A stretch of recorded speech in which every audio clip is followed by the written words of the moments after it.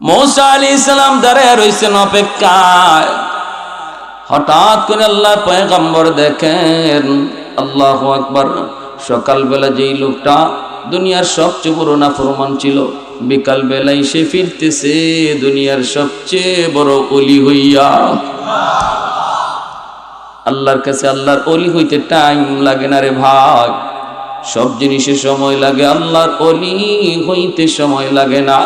मूसा আলাইহিস সালাম এবার কই, মালিক কিছুই তো বুঝি নাই, আল্লাহ কেমনে কি বলো বুঝি নাই, লোক তো একজনই। আল্লাহ পাক কই, मूसा তাহলে শুনো, আমার বান্দা গুনার কথা মনে কইরা অনুতপ্ত হইয়া তওবা করার নিয়তে বাচ্চাটা কুলে নিয়ে জঙ্গলের দিকে রওনা দিছি। নির্জন জায়গায় গিয়া আমার কাছে তওবা করব, আর নিজের কান্নার সাথে বাচ্চাটারে আমিন কইব। সুবহানাল্লাহ কোন। এই নিয়তে বাচ্চাটারে নিয়ে ঘর থেকে বের হয়ে গেছে, কান্না করে করে পাহাড়ের উপরে উঠলো। বাচ্চাটাই কয়, আব্বু এত বড় পাহাড়, এর চেয়ে বড় কি আছে? কয় জমিন। বাবা এর চেয়ে বড়? কয় এর চেয়ে বড় সাগর। এর চেয়ে বড়? কয় আসমান। এর চেয়ে বড়? কয় এর চেয়ে বড় তোমার বাবার গুনাহ। এই কথা কইয়াই কান্না শুরু করে দিছে রে মূসা।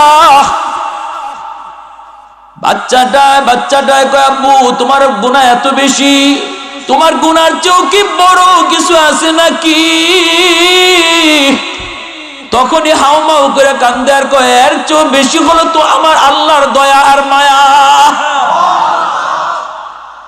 قل يا عبادي الذين اسرفوا على انفسهم لا تقنطوا من رحمة الله। কয় বাবা আমি তোমাকে নিয়ে জঙ্গলে এসেছি, ওই মালিকের দয়া আর মায়ার দিকে তাকাইয়া আমি একটু চোখের পানি জোরে জোরে কাঁদবো। আর বাবা তুমি আমার সাথে আমিন আমিন কইবা। আমি বাবার চোখ মুখটা না পাক, আমার হাতটা না পাক, আমার বডিটা না পাক, আমার অঙ্গগুলি না পাক, কিন্তু তোমার জবানটা পাক, তুমি নিষ্পাক, তুমি অবুঝ, তুমি মাসুম। আমি আমার নাপাক জবানে আল্লাহর কাছে চাইলে আল্লাহ হয়তো নাও শুনতে পারে, কিন্তু তুমি যদি বাবার পক্ষ হইয়া আমিন কও, তোমার পাক জবানের আমিনের ডাক আমার আল্লাহ খুশি হয়ে যাবে। এ মূসা, যখন আমার বান্দা কান্না করে করে আমি আল্লাহকে ডাক দিছে, আল্লাহ তোমার নাম তো রহমান, আল্লাহ তোমার নাম তো রহিম, আল্লাহ তোমার নাম গাফির, তোমার নাম তো গফুর, তোমার নাম তো গফফার। ছোট ছোট গুনাহ আল্লাহ মাফ করে গাফির নামের খাতিরে, মাজারি সাইদের গুনাহ মাফ করে গফুর নামের খাতিরে, বড় বড় গুনাহগুলি আল্লাহ মাফ করে গফফার নামের খাতিরে। যেরকম সুবহানাল্লাহ। আল্লাহ আমি তোমার কাছে তোমার গফফার নামের উসিলায় মাফ চাই। আমার গুনাহগুলি বড় বড়, আমার গুনাহগুলি বড় বড়, সীমাহীন সীমাহীন। এই বইলা যখন কান্না শুরু করেছি, তার কোলে থেকে অবুঝ বাচ্চাটা, সেও বাবার কান্না দিকে ঠোঁট ভেঙ্গে ভেঙ্গে কান্দে। বাপ মার কান্না দেখলে দেখবেন শিশু বাচ্চারাও কান্না শুরু করে। মায় যদি কান্দে বাচ্চাটাও কান্দে, বাবার চোখ দিয়ে যদি পানি জড়ে বাচ্চাটাও তখন কান্না করে। আল্লাহ পাক রব্বুল আলামিন বাচ্চাটার দিকে তাকাইছে, কারণ এই বাচ্চাটা নিষ্পাপ, তার উপরে শরীয়তের বিধিবিধান এখনো জারি হয় নাই, তার উপরে নামাজ নাই, হালাল হারাম নাই, সে নিষ্পাপ ফেরেশতা সমতুল্য। এখনো আরবের মানুষ তওবা করার নিয়তে আল্লাহর ঘরে যায় ধরে আর বাচ্চাটারও হাত লাগায়। আল্লাহু আকবার। মা বাবা শিশু বাচ্চা নিয়ে আল্লাহর ঘরের সামনে যায় তওবা করে। এখনো আরবে এই রসুম, এই রেওয়াজ চালু আছে। বাচ্চাটাও আল্লাহর ঘরে হাত লাগাইয়া বাপ মার পক্ষ থেকে মাপ চায়। রব্বুল আলামিন ডাক দেখো মূসা, যখনই সে আমি আল্লাহর কাছে আল্লাহ তুমি মাফ করো, আর অবুঝ বাচ্চাটাই টুট ভাঙ্গা কয় আমিন, আল্লাহ তুমি কবুল করো। সাথে সাথে আমি আল্লাহ তার দোয়া কবুল কইরা শুধু তওবার খাতিরে গুনাহ মাফ করছি এমন না, জগতের ওলিদের প্রথম কাতারে শামিল করছি। আত-তাইবু মিনাজ যামবি কামান লা যামবা লা। আল্লাহ নবী রহমতের নবী বলেন, তওবাকারীর তওবা আল্লাহ এমন ভাবে কবুল করে তার পিছনে কোনো গুনার আলামতই রাখে না। আমলনামায় কোনো গুনার আলামত নাই। শুধু গুনার আলামত নাই এমন না, বরং গুনাহ যত বেশি নেকিও তত বেশি। ইল্লা মান তাবা ওয়া আমানা ওয়া আমিলা আমালান সালিহা ফাউলাইকা ইউবাদদিলুল্লাহু সাইয়্যাতিহিম হাসানাত। আল্লাহ পাক বলে, তওবাকারীর তওবার কারণে আল্লাহ পাক তার গুনাহগুলির নেকি দিয়ে বদলায় দেয়। গুনাহ যদি পাহাড় পরিমাণ হয়, তওবার কারণে পাহাড় পরিমাণ নেকি হয়ে যায়। গুনাহ যদি সাগর পরিমাণ হয়, তওবার কারণে নেকিও সাগর পরিমাণ হয়ে যায়। এজন্যই তওবাকারী মুহূর্তের ভিতরে আল্লাহর ওলির খাতায় নাম উঠে যায়। গুনাহ নাই বলে না, গুনাহ তো নাই এমন না, তওবার কারণে গুনাহ তো নাই শুধু এমন না, বরং নেকিও বাইরা যায়। কারণ গুনাহ তো আল্লাহ নেকি দিয়ে বদলায় দিছে। সুবহানাল্লাহ। আর একটু জোরে করুন না সুবহানাল্লাহ। আল্লাহু আকবার। দিলে দিলে এই নিয়তটা এখন যদি করি, আল্লাহ তওবা করলাম, আর যা করছি ভুল করছি আর করব না, আল্লাহ সাথে সাথে আমার নাম গুনাহগারের খাতা থেকে কাটিয়া মুহূর্তের ভিতরে ওলির খাতায় তুলে দিবে। সব জিনিসের সময় লাগে। এমবারি করতে সময় লাগে, প্রাইমারি পাস করতে সময় লাগে, মেট্রিক পাস করতে সময় লাগে, এমপি হতে সময় লাগে, মন্ত্রী হতে সময় লাগে। সময় লাগে না শুধু এক কামে, সেটা হলো আল্লাহর ওলি হওয়া। আরেকটু জোরে কন্যা সুবহানাল্লাহ। সময় লাগে না শুধু আল্লাহরে খুশি করা, আল্লাহরে খুশি করতে সময় লাগে না। আল্লাহর ওলি হওয়া মানে হলো আল্লাহরে খুশি করা। যে আল্লাহরে খুশি করলো সেই আল্লাহর ওলি হয়ে গেল। সুবহানাল্লাহ জোরে বলুন। একমাত্র আল্লাহরে খুশি করতে সময় লাগে না, মানুষকে খুশি করতে সময় লাগে। মানুষকে খুশি করার তো কষ্ট লাগে, কিন্তু আল্লাহরে খুশি করতে সময় লাগে না, আল্লাহরে খুশি করতে কষ্ট লাগে না। ঠিক না? শ্বশুর বাড়ির মানুষও খুশি করতে গেলে 10,000, 1,000, 5,000 ব্যয় করা লাগে। গোয়াল মাছ না নিলে পরে শ্বশুর বাড়ির মানুষও ঠিক মতো খুশি হয় না। কিন্তু আল্লাহরে খুশি করতে গোয়াল মাছ আর 500 টাকাও লাগবে না। দিলে দিলে এখানে বৈশা শুধু তুমি কও, আল্লাহ যা করছি ভুল করছি আর করব না, আল্লাহ এই কথাতেই তোমার উপর খুশি। সুবহানাল্লাহ। হযরত আবু বকর সিদ্দিক রাদিয়াল্লাহু তাআলা আনহু হযরত ওমর ফারুক রাদিয়াল্লাহু তাআলা আনহুকে বলতেছেন, ভাই ওমর, আমি আবু বকরের মন বলে তুমি ওমরের জীবনের নেকি আমি আবু বকরের চেয়ে অনেক বেশি, অথচ উম্মতের শ্রেষ্ঠ হলেন হযরত আবু বকর সিদ্দিক রাদিয়াল্লাহু তাআলা আনহু। কিন্তু তিনি হযরত ওমরকে বলতেছেন, ভাই ওমর, আমার মনে হয় আমার জীবনের নেকির চেয়ে তোমার জীবনের নেকি বেশি। হযরত ওমর বলেন, দলিল দলিল। সিদ্দিক আকবর বলেন, দলিল আল্লাহর কোরআনের আয়াত। কোন আয়াত কয়, ইল্লা মান তাবা ওয়া আমানা ওয়া আমিলা আমালান সালিহা ফাউলাইকা ইউবাদদিলুল্লাহু সাইয়্যাতিহিম হাসানাত। আল্লাহ বলেছেন তওবার কারণে আল্লাহ পাক পিছনের গুনারে নেকি বানায় দেয়।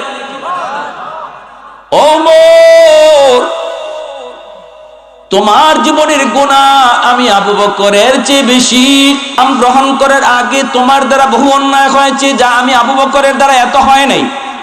ইসলাম গ্রহণ করার কারণে তওবা আর নেক আমলের দ্বারা আল্লাহ পাক তোমার পিছনের জীবনের ওই গুনাহগুলিকে নেকি দ্বারা বদলায় দিয়েছে। এতে করে আমার মনে হয় তোমার নেকি আমার চেয়ে বেশি হয়ে গেছে। এই বসো, মনে হয় তোমার নেকি আমার চেয়ে বেশি হয়ে গেছে। এই কথা বলতে আবু বকর সিদ্দিক রাদিয়াল্লাহু তাআলা আনহু বলে, ওমর ফারুক রাদিয়াল্লাহু তাআলা আনহু তিনি চুপ হয়ে গেলেন আর বলতেছেন, ভাই আবু বকর, বিষয়টা যদি এমনই হয় তাহলে আসো আমরা জীবনের নেকি বদলা বদলি করি। আমি ওমর আমার জীবনের সব নেকি তোমাকে দিয়ে দিব, বিনিময়ে তুমি আমাকে শুধু তোমার জীবনের এক রাতের নেকি দিবা। সুবহানাল্লাহ ওয়া বিহামদিহি, সুবহানাল্লাহ। সিদ্দিক আকবর বলে, ভাই উমর, এটা কোন রাত? হযরত উমর বলে, সেই রাত হলো আমার মায়ার নবীর সাথে হিজরতের রাত। যেই রাতে তুমি আমার মায়ের নবীকে নিয়ে হিজরত করেছ, 40টা রাত তুমি ঘুমাও নাই আমার নবীর অপেক্ষায়। কখন আমার মায়ের নবী এসে তোমাকে ডাক দিবে, এই অপেক্ষায় তুমি রাতে ঘুমাও নাই, দরজায় কান লাগায় দাঁড়ায় ছিল। অবশেষে সেই রাত আসলো, আমার মায়ের নবীকে নিয়ে তুমি রওনা দিয়া দিলা। সেই গারে সুর, এত উঁচু পাহাড়ের উপরে গর্ত, যেই গর্তে নবীকে নিয়ে 3 দিন অবস্থান করেছ। এত উঁচু গর্ত, এত উঁচু, ওই গর্তে ওই পাহাড়ে উঠতে হলে কত কষ্ট, কত কষ্ট। যারা হজে যায় তারা জানে রে ভাই, যারা মক্কা মদিনা গেছেন তারা দেখছেন। মক্কা শরীফে সেই গারে সুর, যেই পাহাড়ের উপরে গর্তটা, কয়জন সেখানে উঠতে পারে? সাহস করা যায় না। আমি অন্তত সাহস করতে পারি নাই। আল্লাহ পাকের দয়া 3 বার গেছি, কিন্তু সাহস হয় না কেমনে উঠি। গেলে পরে চুকের পানি দর দর করে ঝরে, এই চিন্তা করে সিদ্দিক আকবর ওই পাহাড়ের কিনারে যায় বলতেছেন, নবী গো, এই পাহাড় বায়ে বায়ে উঠতে আপনার কষ্ট হবে গো নবী, আপনি আমার পিঠে উঠুন। আল্লাহর নবীর আবু বকর সিদ্দিক পিঠে উঠাইয়া নিজে পাহাড় বায়া বায়া ওই গর্তে যায় পড়ছে। হযরত ওমর ফারুক বলে, ভাই আবু বকর, ওই পাহাড়টা তুমি মায়ার নবীর নিজের কান্দে লইয়া তুমি উঠছো বায়া বায়া, আর সেই গুহার কিনারে যায় তুমি নবীকে বলছো, মায়ার নবী গো, আপনি আগে ঢুকবেন না গো নবী, আমি আগে গুহার ভিতরে ঢুকি, ঢুকে দেখি গুহাটা নিরাপদ কিনা। যদি গুহাটা নিরাপদ না হয়, আমি আবু বকরের যদি জীবন চলে যায়, উম্মতের এত ক্ষতি হবে না, কিন্তু আপনার যদি কোনো ক্ষতি হয়, উম্মত ক্ষতিপূরণ দিতে পারবে না। নবী গো, আপনি এখানে দাঁড়ান, আগে আমি ঢুকি, ক্ষতি হলে আমি আবু বকরের হোক, জীবন গেলে আমি আবু বকরের জীবন যাক। মায়ার নবীর তুমি দাঁড় করায়া তুমি যে গর্তের ভিতরে ঢুকছো, ঢুইকা গুহার ভিতরে ঢুইকা যতগুলি গর্ত তোমার সন্দেহ ছিল, সবগুলি গর্তের মুখ পাগড়ি ছিঁড়ে ছিঁড়ে বন্ধ করেছ। একটা গর্তের মুখ তুমি বন্ধ করতে পারো নাই, কাপড় তোমার কাছে ছিল না, পা দিয়া ঢাক দিয়ে ডাইকা রাখছো। যদি গর্তের ভিতরে কোনো সাপ অথবা বিচ্ছু থাকে, আমি আবু বকরের পায়ে দংশন দিল কোনো অসুবিধা নাই, কিন্তু আমার মায়ার নবীর যেন কোনো ক্ষতি না হয়, সেই গর্তের মুখটা পা দিয়া বন্ধ করে রাখছো।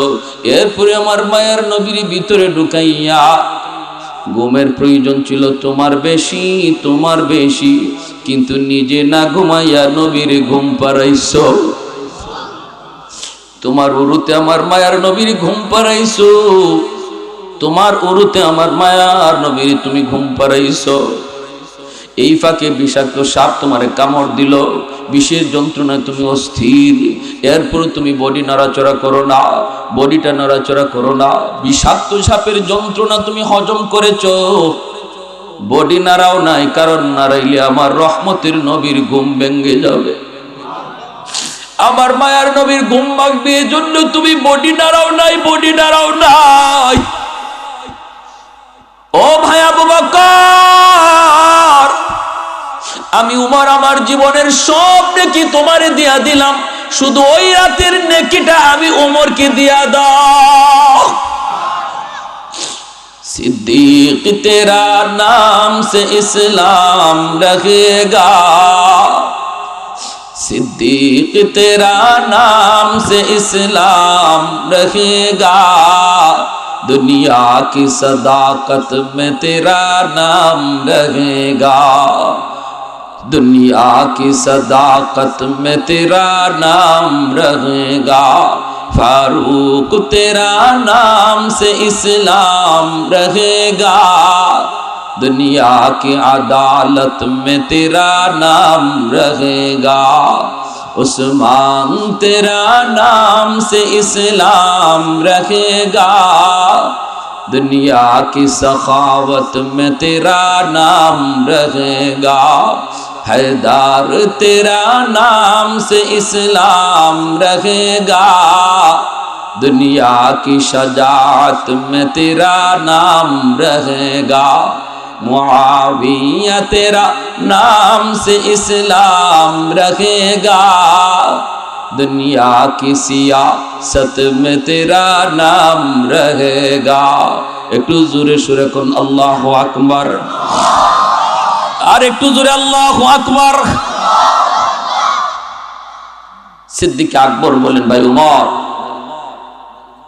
এই যদি হয় তোমার প্রস্তাব, তাহলে আমি আবু বকর নিজেও জানি না ওই হিজরতের রাতে আমার কি পরিমাণ নেকি হয়েছে।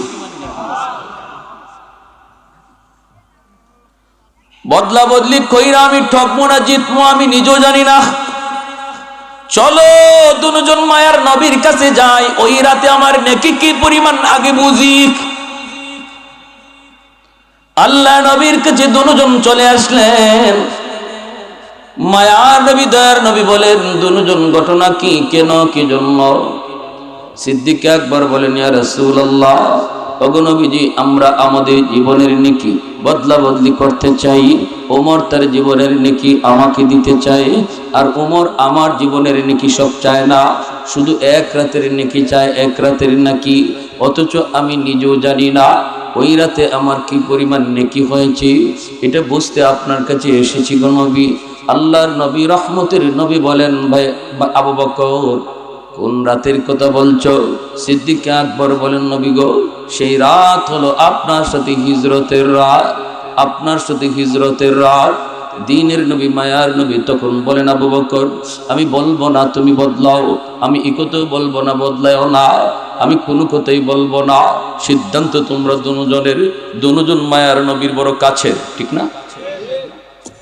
আল্লাহর নবীর বড় প্রিয়। চারজন খলিফার মধ্যে প্রথম দুই খলিফা মায়ার নবীর শ্বশুর, পরের দুই খলিফা আমার নবীর দামান। আবু বকর সিদ্দিক নবীজির শ্বশুর, হযরত ওমর ফারুক রাদিয়াল্লাহু তাআলা আনহুমা এই দুজন মায়ার নবীর শ্বশুর, উসমান গনিয়ার হযরত আলী রাদিয়াল্লাহু তাআলা আনহুমা এই দুইজন মায়ার নবীর দামান। নবীজি আবু বকর সিদ্দিক আর হযরত ওমর ফারুক শুধুমাত্র শ্বশুর তা না, বন্ধু। এমন প্রিয় একজন ডান হাত মায়ার নবীর, আরেকজন বাম হাত। নবীজির ডান বাম আজও নবীজির দেশ, সেই দুই সঙ্গী, নবীজির সেই দুই বন্ধুকে নিয়ে আমার আপনার নবী রওজায় আতহারে শুয়ে আছেন। সুবহানাল্লাহ। সেই দুই বন্ধুকে নিয়েই মায়ার নবী সেখানে শুয়ে রয়েছেন। এজন্য মায়ার নবী মনে মনে কয়, আমি কোন কথা কইব, আর কে কষ্ট পাইব, কে কষ্ট পাইব, আর কে খুশি হইব, বলা দরকার নাই। নবী বলেন, আমি বলবো না, বদলাও কি বদলাবা না, তবে যেই কথা জানতে চেয়েছো আবু বকর, সেটা আমি বলতে পারি। এরপরে সিদ্ধান্ত তোমার। জানোনি হিজরতের রাতে তোমার এক রাতে কি পরিমাণ নেকি হয়েছে? রে আবু বকর, শোনো শোনো, গোটা উম্মতের নেকি যদি এক পাল্লায় রেখে দেওয়া হয়, আর তোমার এক রাতের নেকি এক পাল্লায় রাখা হয়, তোমার পাল্লা ভারী হবে। আল্লাহু আকবার। এজন্যই বলতেছি, হযরত আবু বকর কয়ে, ভাই ওমর, তাহলে আমি রাজি না, রাজি না। আমরাও যদি এখানে বসে দিলে দিলে নিয়তটা করি, আল্লাহ যা করেছি ভুল করেছি মালিক, আর করবো না, আর করবো না। সাথে সাথে আল্লাহ পাক রব্বুল আলামিন তোমার আমার নামটা আল্লাহ ওলির খাতায় তুলবে। কেন? কারণ পিছনের সব গুনাহ নেকি হয়ে যাবে, সব গুনাহ নেকি হয়ে যাবে, সব গুনাহ নেকি হয়ে যাবে। এজন্যই আল্লাহর ওলি হয় এত সহজ, এত সহজ, এত সহজ, এত সহজ। মুসা আলাইহিস সালাম, তিনি তো আল্লাহ পাকের একজন জলিলুল কদর পয়গম্বর, কালিমুল্লাহ যার উপাধি। অসুবিধা দিতেছে আপনার? একটু একটু একটু আগে পিছনে বাইরে অনেক দাঁড়ানো, তো আমরা আরেক বাইরে জায়গা দিলে আল্লাহ আমাকে জান্নাতে জায়গা দিবে। লা ইলাহা ইল্লাল্লাহ, লা ইলাহা ইল্লাল্লাহ। পিছনে বাইরে একটু চাপ দেন, একটু চাপ দেন। লা ইলাহা ইল্লাল্লাহ, জুড়ে লা ইলাহা ইল্লাল্লাহ। আজান কয়টা?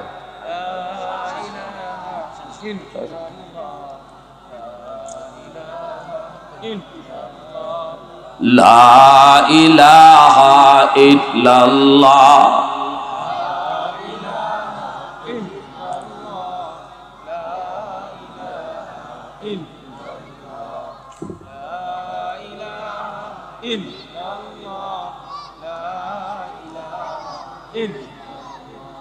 লা ইলাহা ইল্লাল্লাহ মুহাম্মাদুর রাসূলুল্লাহ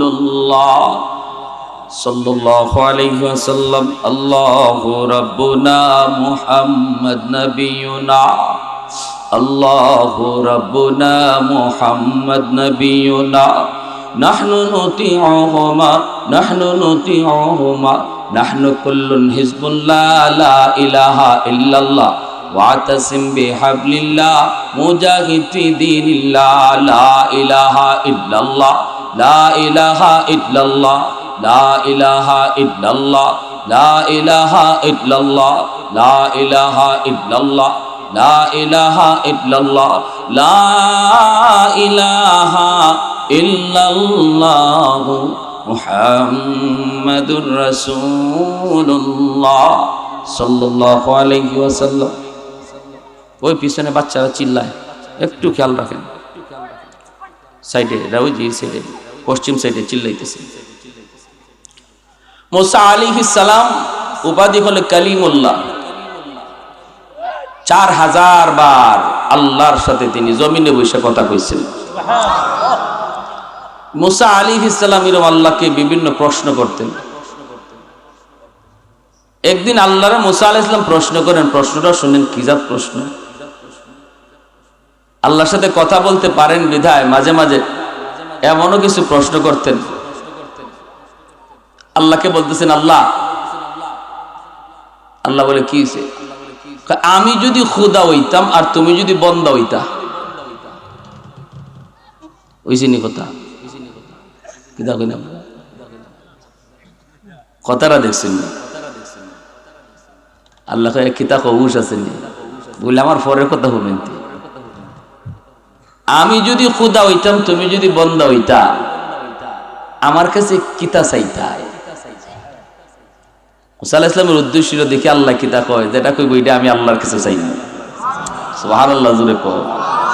আরে আমার বুদ্ধি দিয়ে আমি চাই কি করতাম, দেখি না আল্লাহ কোনটা চায়, আমিও এটাই চাই। তো আল্লাহ পাক রব্বুল আলামিন কয়, মুসা এমন তো ওইতো না। বলে এটা আমিও জানি এটা ওইতো না, কিন্তু আমার একটা উদ্দেশ্য আছে। আল্লাহ কয় যদি এমন ওইতো তাহলে আমি তোমার কাছে সুস্থতার নিয়ামত চাইতাম। সুবহান। সাথে সাথে মুসা আলাইহিস সালাম, আল্লাহ আমি তোমার কাছে সুস্থতার নিয়ামত চাই।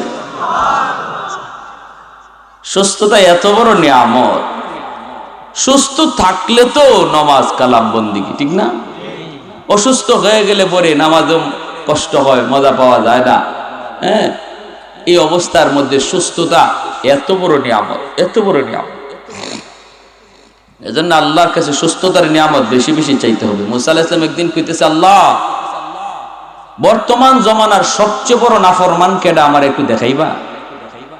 সবচেয়ে বড় নাফরমান এই জমিনে, এর চেয়ে বড় নাফরমান আর কেউ নাই, এর আমি একটু দেখতাম। আল্লাহ তোমার শখ করছে বলে জি, তার একটু দেখতাম। আল্লাহ বলেতে যাও, ও 3 রাস্তার মোড়ে যায় দাঁড়াও, দেখবে একটা লোক বাচ্চা কোলে লইয়া পাহাড়ের দিকে যাইতেছে। এই লোকটাই হলো বর্তমান জমানার সবচেয়ে বড় নাফরমান, সবচেয়ে বড় নাফরমান। আমি আল্লাহ তার উপরে খুব গুসা। মুসা আলাইহিস সালাম এই জায়গায় তিনি দাঁড়ালেন। দাঁড়ায় তিনি দেখতেছেন লোকটা যাইতেছে, চেহারার দিকে শুধু তাকালেন, তারপরে চলে আসলেন। চেহারাটা দেখাই তার উদ্দেশ্য ছিল, দেখে ফেললেন।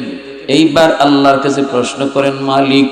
বিকাল বেলা প্রশ্ন করেন, মালিক সকালে দেখছি দুনিয়ার সবচেয়ে বড় নাফরমান, এখন বিকালে দেখতে চাই আমি দুনিয়ার সবচেয়ে বড় বলি কি? কার উপরে তুমি সবচেয়ে বেশি খুশি তারও একটু দেখতাম। আল্লাহ কয় যেখানে সকালে দাঁড়াইছো ওখানেই যে দাঁড়াও। দেখবা ওই দিক থেকে একটা মানুষ আসতেছে, এই মানুষটাই হলো আমার কাছে সবচেয়ে প্রিয়। মূসা আলাইহিস সালাম দাঁড়ায় রইছেন অপেক্ষায়। হঠাৎ করে আল্লাহ পয়গম্বর দেখেন, আল্লাহু আকবার, সকালবেলা যেই লোকটা দুনিয়ার সবচেয়ে বড় নাফরমান ছিল, বিকাল বেলায় সে ফিরতেছে দুনিয়ার সবচেয়ে বড় ওলি হইয়া। আল্লাহর কাছে আল্লাহর ওলি হইতে টাইম লাগে না রে ভাই, সব জিনিসে সময় লাগে, আল্লাহর ওলি হইতে সময় লাগে না। মূসা আলাইহিস সালাম এবার কই মালিক কিছুই তো বুঝি নাই, আল্লাহ কেমনে কি বলো বুঝি নাই, লোক তো একজনই। আল্লাহ পাক কই মূসা তাহলে শুনো, আমার বান্দা গুনার কথা মনে কইরা অনুতপ্ত হইয়া তওবা করার নিয়তে বাচ্চাটা কুলে নিয়ে জঙ্গলের দিকে রওনা দিছি। নির্জন জায়গায় গিয়া আমার কাছে তওবা করব, আর নিজের কান্নার সাথে বাচ্চাটারে আমিন কইব। সুবহানাল্লাহ কর। এই নিয়তে বাচ্চাটারে নিয়ে ঘর থেকে বের হয়ে গেছে, কান্না করে করে পাহাড়ের উপরে উঠলো। বাচ্চাটাই কয় আব্বু এত বড় পাহাড়, এর চেয়ে বড় কি আছে? কয় জমিন। বাবা এর চেয়ে বড়? কয় এর চেয়ে বড় সাগর। এর চেয়ে বড়? কয় আসমান। এর চেয়ে বড়? কয় এর চেয়ে বড় তোমার বাবার গুনাহ। এই কথা কইয়াই কান্না শুরু করে দিছে রে মূসা। বাচ্চাটায় কয় আব্বু তোমার গুনাহ এত বেশি, তোমার গুনার চেয়েও কি বড় কিছু আছে নাকি? তখনই হাউমাউ করে কান্দে আর কয় এর চেয়েও বেশি হলো তো আমার আল্লাহর দয়া আর মায়া। কুল ইয়া ইবাদিয়াল্লাযীনা আসরাফু আলা আনফুসিহিম লা তাকনাতু মির রাহমাতিল্লাহ। কয় বাবা আমি তোমাকে নিয়ে জঙ্গলে এসেছি, ওই মালিকের দয়া আর মায়ার দিকে তাকাইয়া আমি একটু চোখের পানি ধরে ধরে কানবো। আর বাবা তুমি আমার সাথে আমিন আমিন কইবা। আমি বাবার চোখ মুখটা না পাক, আমার হাতটা না পাক, আমার বডিটা না পাক, আমার অঙ্গগুলি না পাক, কিন্তু তোমার জবানটা পাক, তুমি নিষ্পাপ, তুমি অবুঝ, তুমি মাসুম। আমি আমার নাপাক জবানে আল্লাহর কাছে চাইলে আল্লাহ হয়তো নাও শুনতে পারে, কিন্তু তুমি যদি বাবার পক্ষ হইয়া আমিন কও, তোমার পাক জবানের আমিনের ডাক আমার আল্লাহ খুশি হয়ে যাবে। এ মূসা, যখন আমার বান্দা কান্না করে করে আমি আল্লাহকে ডাক দিছি, আল্লাহ তোমার নাম তো রহমান, আল্লাহ তোমার নাম তো রহিম, আল্লাহ তোমার নাম গাফির, তোমার নাম তো গফুর, তোমার নাম তো গফফার। ছোট ছোট গুনাহ আল্লাহ মাফ করে গাফির নামের খাতিরে, মাজারি সাইয়্যিদের গুনাহ মাফ করে গফুর নামের খাতিরে, বড় বড় গুনাহগুলি আল্লাহ মাফ করে গফফার নামের খাতিরে। যেরকম সুবহানাল্লাহ। আল্লাহ আমি তোমার কাছে তোমার গফফার নামের উসিলায় মাফ চাই। আমার গুনাহগুলি বড় বড়, আমার গুনাহগুলি বড় বড়, সীমাহীন সীমাহীন। এই বইলা যখন কান্না শুরু করেছি, তার কোলে থেকেও বুঝ বাচ্চাটা, সেও বাবার কান্না দেখে টুট ভেঙ্গে ভেঙ্গে কান্দি। বাপ মার কান্না দেখলে দেখবেন শিশু বাচ্চারাও কান্না শুরু করে। মায় যদি কান্দে বাচ্চাটাও কান্দে, বাবার চোখ দিয়ে যদি পানি জড়ে বাচ্চাটাও তখন কান্না করে। আল্লাহ পাক রব্বুল আলামিন বাচ্চাটার দিকে তাকাইছি, কারণ এই বাচ্চাটা নিষ্পাপ, তার উপরে শরীয়তের বিধিবিধান এখনো জারি হয় নাই, তার উপরে নামাজ নাই, হালাল হারাম নাই, সে নিষ্পাপ ফেরেশতা সমতুল্য। এখনো আরবের মানুষ তওবা করার নিয়তে আল্লাহর ঘরে যায় ধরে আর বাচ্চাটারও হাত লাগায়। আল্লাহু আকবার। মা বাবা শিশু বাচ্চা নিয়ে আল্লাহর ঘরের সামনে যায় তওবা করে। এখন আরবে এই রসুম এই রেওয়াজ চালু আছে, বাচ্চাটাও আল্লাহর ঘরে হাত লাগাইয়া বাপ মার পক্ষ থেকে মাপ চায়। রব্বুল আলামিন ডাক দেখো মূসা, যখনই সে আমি আল্লাহর কাছে আল্লাহ তুমি মাফ করো, আর অবুঝ বাচ্চাটা একটু ভাঙ্গা কয় আমিন, আল্লাহ তুমি কবুল করো। সাথে সাথে আমি আল্লাহ তার দোয়া কবুল কইরা শুধু তওবার খাতিরে গুনাহ মাফ করছি এমন না, জগতের অলিদের প্রথম কাতারে শামিল করছি। লাউজিদ্দাওয়ালা নিদ্দাওয়ালা হাদ্দালি মাওলা, লাউজিদ্দাওয়ালা নিদ্দাওয়ালা হাদ্দালি মাওলা, আল আনা কামা কানা ওয়ালাম ইয়ালকা যাওয়ালা, আল আনা কামা কানা ওয়ালাম ইয়ালকা যাওয়ালা, লা মিসলা ওয়ালা সাওয়ারা মিসলাম ওয়া নাযীরা, মান ক্বালা সিওয়া যালিকা কাদ ক্বালা মুহালা, আলহামদু লিমান কদ্দারা খায়রান ওয়া কাবালা, ওয়াশ-শুকরু লিমান সাওয়ারা হুসনান ওয়া জামালা। প্রতিদিন জমিন আল্লাহর কাছে আবদার করি, মালিক ও মালিক অনুমতি দাও সবগুলি জালিমরে গিলে ফেলি। আলা কুল্লা ইয়াউমিন ওয়াল আরদা ইস্তাজিলু রাব্বাহু ওয়াল বাহরা ইস্তাজিলু রাব্বাহু ওয়াল মালাইকাতু ইস্তাজিলু রাব্বাহু। এমনি ভাবে সাগর মহাসাগর আবদার করে, মালিক অনুমতি দাও সব ডুবায় দেই। ফেরেশতারা কয়, আল্লাহ অনুমতি দাও সব ধ্বংস করে দেই। আল্লাহ পাক রব্বুল আলামিন কয়, জমিন কেন কি জন্য? জমিনে কয়, আবতালিউ ইবনা আদম ফি কারি, আমি জালিমগুলির গিলে ফেলি। রব্বুল আলামিন কয়, কেন? কইলি আন্নাহুম ইয়ারযুকু বিরিজকিকা ওয়া ইয়াসিকা, আল্লাহ তোমার দেওয়া রিজিক খায় অথচ তোমার নাফরমানি করে। আল্লাহ তোমার দেওয়া হাত অথচ তোমার নাফরমানি করে। তোমার দেওয়া পা অথচ ডিউটি করে অন্যের। আল্লাহ আসবিরু ইলা মাতা আসবিরু, আমি জমিন আর কত গুনাহ দেখব, আমি জমিন আর কত জুলুম দেখব, আর সহ্য হয় না। মালিক অনুমতি দাও। আবতালিউ ইবনা আদম ফি কারি, আল্লাহ পাক কয়, না না, শুধু জমিন নয়, ওয়াল বাহরা ইস্তাজিলু রাব্বাহু, বঙ্গোপসাগরের পারে কক্সবাজারের সমুদ্র সৈকতে যাইয়া বিভিন্ন সমুদ্রের পারে কত অশ্লীলতা চলে, সাগর মহাসাগর ডাক দিয়ে, আল্লাহ আমি পানি আর কত নাফরমানি দেখব, আমি কত গুনাহ দেখব। মালিক অনুমতি দাও।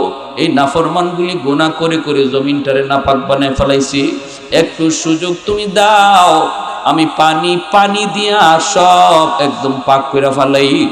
আল্লাহ পাক রব্বুল আলামিন কইরে, জমিন থাম থাম, আমি আল্লাহ ভালো করে দেখতেছি জমিনে কেমন অন্যায় হয়, কেমন অত্যাচার হয়, কেমন জুলুম হয়, কেমন গুনাহ হয়। এরপরও আমি আল্লাহ জমিন ধ্বংস করি না। কারণ কি জানোনি? কারণ আমি মানুষকে বড় আদর করে বানাইছি। আসমান আল্লাহ বানাইছেন কুন ফায়াকুন বইলা, জমিন আল্লাহ বানাইছেন কুন ফায়াকুন বইলা, ফেরেশতা আল্লাহ বানাইছেন কুন ফায়াকুন বইলা।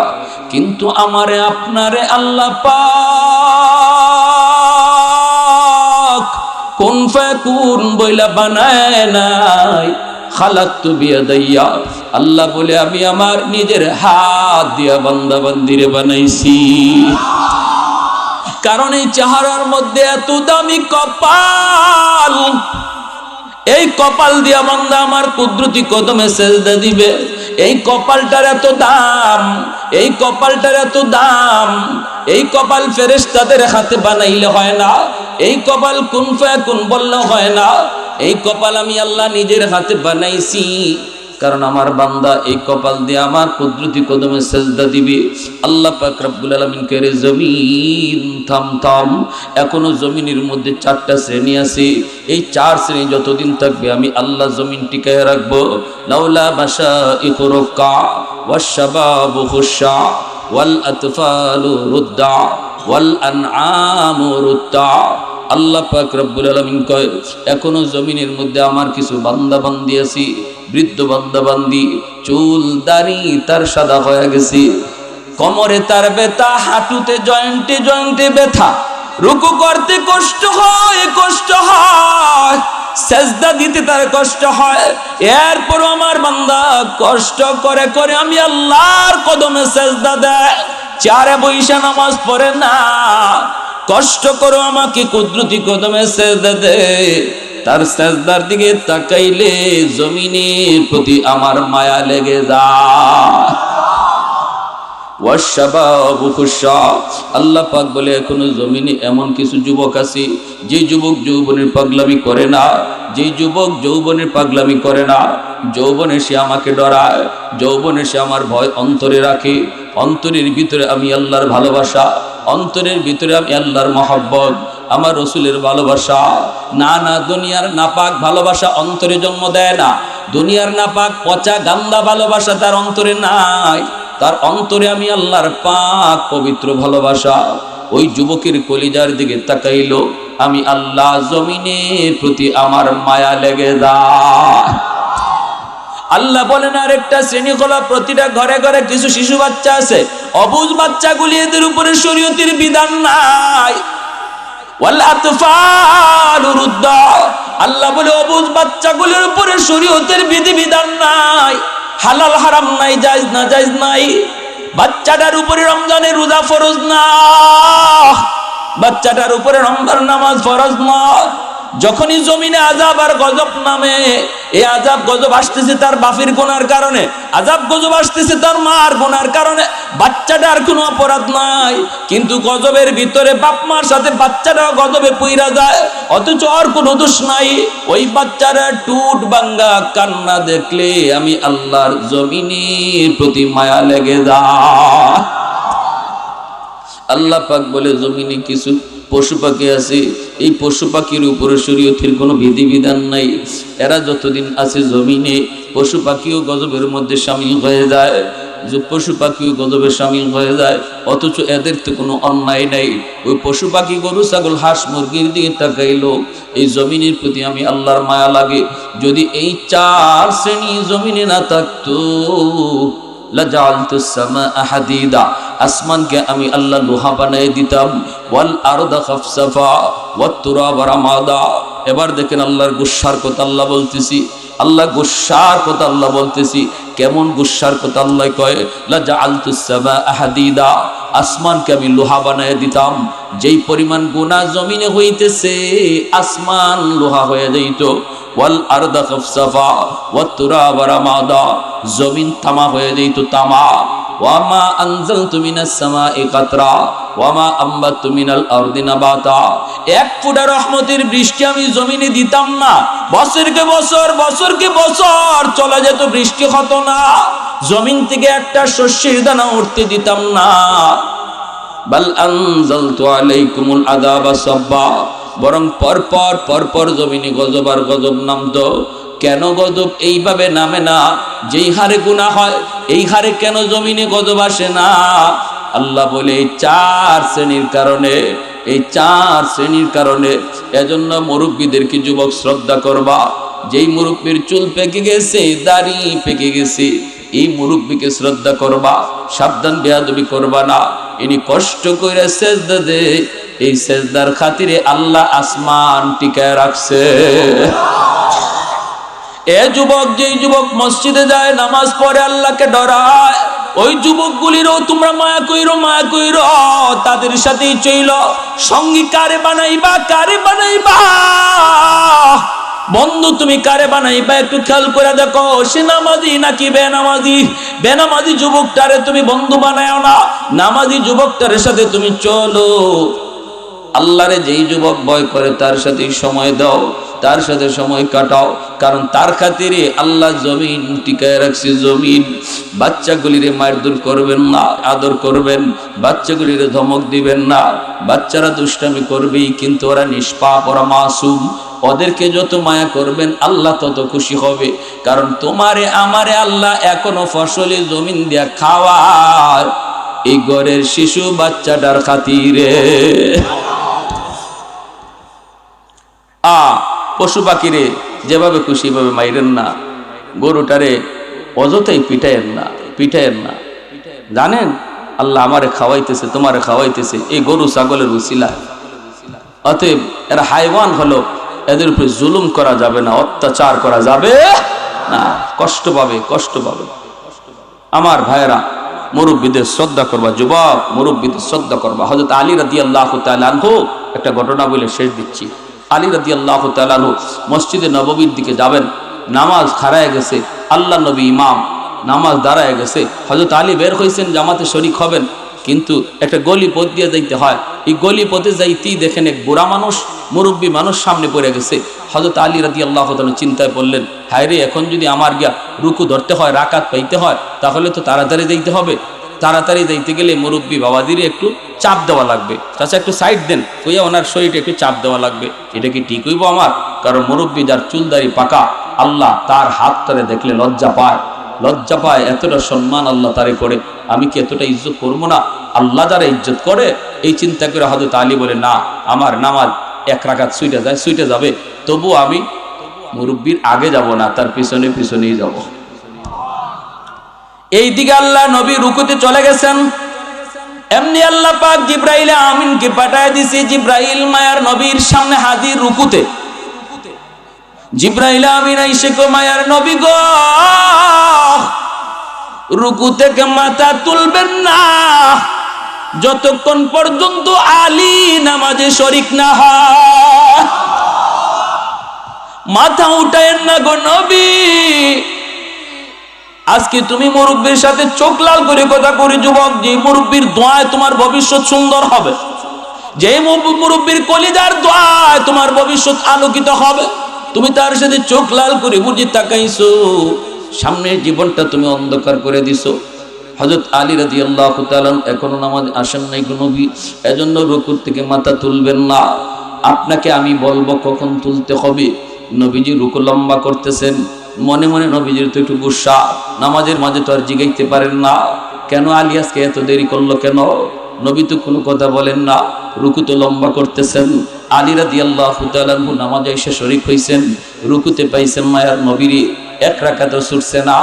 মায়ার নবীকে আর হযরত জিবরাইল কয়, নবী গো, এইবার আপনি মাথা তুলেন। নামাজ শেষ হওয়ার পর আল্লাহর নবী ডাক দিলেন, আলী এদিকে আসো। আজকে নামাজে আসতে দেরি হলো কেন? হযরত আলী বলেন, ইয়া রাসূলুল্লাহ, কই দেরি হইছে, আমি তো রাকাত পাইছি। আল্লাহর নবী কয়, রাকাত কেমনে পাইছো, হুশ নাই তোমার?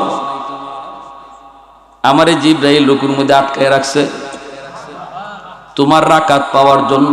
সুবহানাল্লাহ। কি হইছে রে আলী, কি হইছে, কৌতো দেখি, ঘটনা কি? এত মায়া করলো আজকে তোমারে আল্লাহ, তোমার রাকাত পাওয়াইবার জন্য আল্লাহ আমারে রুকুর মধ্যে দাঁড় করে রাখছে। হযরত আলী বলে, ইয়া রাসূলুল্লাহ, এই কাম করতে গেছে? বলে, জি। কি হইছে কি? তখন আলী বলতেছেন, ইয়া রাসূলুল্লাহ, আমি একজন মুরব্বীরে শ্রদ্ধা করছিলাম। সুবহানাল্লাহ, সুবহানাল্লাহ। ওই মুরব্বী চুলদারি সাদা, যিনি কষ্ট করে আল্লাহরে সেজদা দেয়, আল্লাহ বলেন হাদিসে কুদসি, তার খাতিরে আমি আল্লাহ জমিন টিকায় রাখছি। অতএব তাদেরকে ইজ্জত করা দরকার আছে না? জমিনে ওই মুরব্বী ততদিন পর্যন্ত আল্লাহরে সেজদা দিবে, ওই যুবক ততদিন পর্যন্ত দিলের ভিতরে আল্লাহর ভয় রাখবে, যতদিন পর্যন্ত সমাজে উলামায়ে কেরামের মেহনত থাকবে, মাদ্রাসা থাকবে, মসজিদ থাকবে, উলামায়ে কেরামের আওয়াজ থাকবে, কোরআনের আওয়াজ চলবে, ততদিন মানুষ দিলের ভিতরে আল্লাহর ভয় রাখবে। এজন্য মূলে এই জমিন টিকায় রাখার পিছনে উলামায়ে কেরাম উসিলা, উলামায়ে কেরাম উসিলা। এজন্য উলামায়ে কেরামকে মহব্বত করব, দিল থেকে ভালোবাসবো, আলেমদের সাথে চলবো। আলাইকুম বিমুজালাসাতিল উলামা। আল্লাহ নবী কয়, ফিতনার জামানায় আমার উম্মতের উলামায়ে কেরামের সাথে যারা সব সময় সময় কাটাইব, আমি আল্লাহ কুদরতি ভাবে আল্লাহ তার ঈমানকে হেফাজত করবে। এই ফিতনার জামানা চলে এসেছে, নিজে নিজে একা একা ঘুরবেন না, একা একা বাহাদুরি করবেন না। আমি আমল করব, কিন্তু সম্পর্ক রাখবো আলেমদের সাথে। কারা কারা রাজি হাত উঠে আল্লাহকে দেখা। আল্লাহ তুমি কবুল করো, মঞ্জুর করো। সবাই বলে আমিন, সবাই বলে আমিন। ওয়া আখির দাওয়ানা আনিল হামদুলিল্লাহি রাব্বিল আলামিন।